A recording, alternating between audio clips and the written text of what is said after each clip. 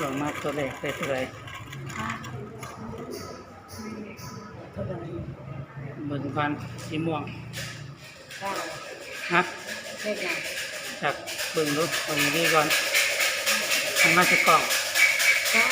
เก้าเอาสองตัวก่อนไปเอาไหมเนี่ยพูดแหลมนี้ดูนอกมัน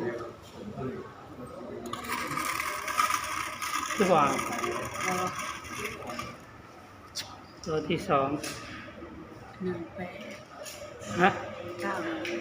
9 918ได้เลย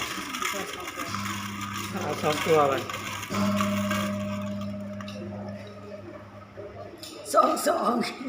22ฮะ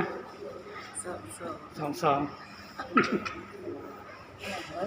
22กับ918